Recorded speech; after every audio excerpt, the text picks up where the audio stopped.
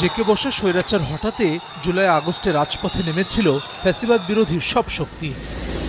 কাঁধে কাঁধ মিলিয়ে বিদায় ঘণ্টা বাজিয়েছে শেখ হাসিনা সরকারের, কিন্তু সময় গড়াতেই সে ঐক্যে বাজছে অনৈক্যের সুর।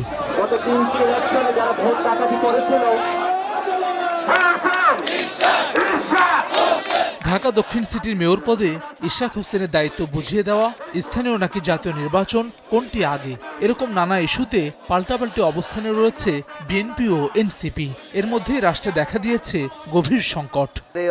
উদ্ভূত পরিস্থিতিতে জুলাই গণ অভ্যুত্থানের অন্যতম নায়কও এনসিপি নেতা সার্জিস আলম বলেন, জুলাইয়ের পক্ষে শক্তিদের রাজপথে নয়, সমস্যার সমাধান খুঁজতে হবে আলোচনার টেবিলে। জুলাই যেমন আমাদের ঐক্যের একটি জায়গা, ডক্টর ইউনূস আমাদের একটি ঐক্যের জায়গা। সকল রাজনৈতিক দলের এই সহযোগিতাটুকু করা প্রয়োজন যে একটা সুষ্ঠু নির্বাচনের আগে পর্যন্ত তাকে যেন তার কাজগুলো করার স্বাধীনতা দেওয়া হয়, এবং আমাদের যদি কোনো আলোচনা থাকে, কোনো বিষয়ে মত পার্থক্য থাকে, এগুলোর সমাধান ওই রাজপথে নয়, যমুনার আশেপাশে ব্লকেট করে নয়, বরং টেবিল ডিসকাশনের মাধ্যমে হওয়া উচিত। প্রাণ সসের মাখামাখি টেস্ট নুডলসকে করে তোলে আরো ইয়ামি, আরো জোস। প্রাণ সস, সসের বস।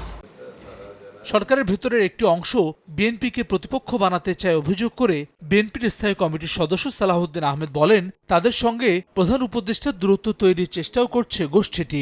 দলীয়ভাবে প্রধান উপদেষ্টার সাক্ষাতের জন্য গত সোমবার রাত থেকে চেষ্টা করছি, কিন্তু আমরা ওনার সাক্ষাতের সময় পাইনি এখনো পর্যন্ত। তো সহযোগিতা কি আমরা করতে চাচ্ছি না, নাকি উনি সহযোগিতা চাচ্ছেন না, সেটা একটা প্রশ্ন। সরকারের মধ্যেই দুই একটি চক্র আছে, কর্নার আছে, যারা বিএনপিকে সরকারের প্রতিপক্ষ ভাবেন এবং তাদের কর্মকাণ্ডে সেটা দেখা গেছে। রাজনীতির মাঠে গুমট পরিস্থিতির চিন্তায় ফেলেছে রাজনৈতিক বিশ্লেষকদেরও। ঢাকা বিশ্ববিদ্যালয়ের এই শিক্ষক মনে করেন, সুনির্দিষ্ট নির্বাচনী রোডম্যাপ ঘোষণা ছাড়া কাটবে না আধার।